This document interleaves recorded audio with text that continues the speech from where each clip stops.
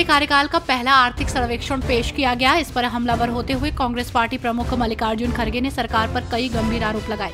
Budget के पहले ही केंद्र पर गंभीर आरोप लगाते हुए खड़गे ने कहा कि सरकार पिछले दरवाजे से 3 कृषि कानून को लागू करना चाहती है। उन्होंने इसी के साथ ये भी आरोप लगाया कि सरकार ने आज आर्थिक सर्वेक्षण के जरिए चीन को आर्थिक क्लीन चिट दे दी है। सुप्रीम कोर्ट में नीट एग्जाम विवाद को लेकर दायर 40 याचिकाओं पर सुनवाई हुई। मुख्य न्यायाधीश डीवाई चंद्रचूड़ की अध्यक्षता वाली 3 सदस्यीय पीठ ने नीट से जुड़े सभी मामलों की सुनवाई की। एनटीए की ओर से पीठ को बताया गया कि देश भर के कुल 3300 छात्रों ने गलत प्रश्न पत्र से परीक्षा दी।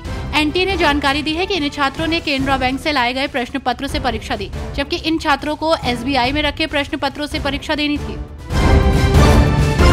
बिहार में विपक्ष की भूमिका निभा रहा राष्ट्रीय जनता दल लगातार नीतीश सरकार पर हमलावर है। विशेष राज्य के मुद्दे पर पहले राजद के सुप्रीमो लालू प्रसाद यादव ने एनडीए सरकार पर हमला बोला। सीएम नीतीश कुमार से इस्तीफा तक मांग लिया। अब राजद के प्रवक्ताओं ने प्रेस कॉन्फ्रेंस कर नीतीश सरकार को फेल बता दिया है। इतना ही नहीं, राजद नेताओं ने लालू राबड़ी और नीतीश राज की तुलना भी कर दी। लोकसभा सांसद और राष्ट्रवादी कांग्रेस पार्टी की नेता सुप्रिया सुले ने मांग रखते हुए कहा है कि केंद्र सरकार अपने टेलीविजन चैनल पर अंग्रेजी या क्षेत्रीय भाषणों के लिए हिंदी वॉइस ओवर बंद करे। सुले ने कहा कि संसद टीवी ने इस लोकसभा के पहले सत्र में अंग्रेजी या क्षेत्रीय भाषाओं में सांसदों द्वारा दिए गए भाषणों को हिंदी में वॉइस ओवर देने की प्रथा की शुरुआत की थी और ये बजट इस सत्र में भी जारी है।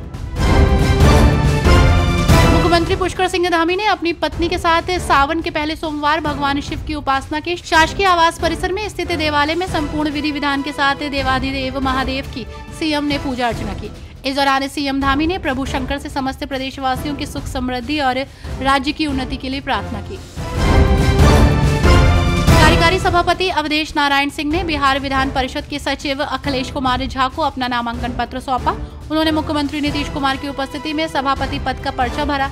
अवधेश का सभापति पद पर निर्विरोध निर्वाचन तय है। मंगलवार को इसकी सदन में औपचारिक घोषणा की जाएगी। वहीं अब भाजपा का दोनों सदनों में अध्यक्ष और सभापति पद पर भाजपा का कब्जा हो जाएगा।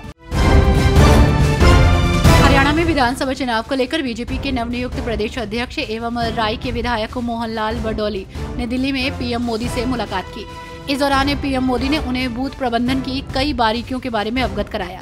बीजेपी के प्रदेश अध्यक्ष मोहनलाल हरियाणा के प्रमुख बीजेपी नेताओं के साथ मुलाकात कर चुके हैं।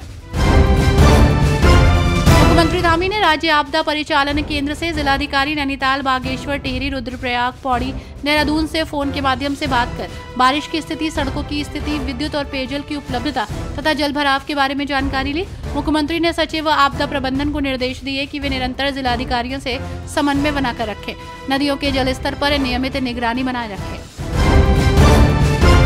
पड़ोसी देश बांग्लादेश में आरक्षण के विरोध के कारण लगातार दूसरे दिन भी बॉर्डर पर व्यापार ठप रहा। हालांकि यात्रियों की आवाजाही जारी है। पेट्रापोल के प्रबंधक ने बताया कि दोनों देशों के बीच व्यापार अभी भी शुरू नहीं हो पाया है। उन्होंने बताया कि बांग्लादेश से अब तक 700 से अधिक छात्र पेट्रापोल पहुंच चुके हैं।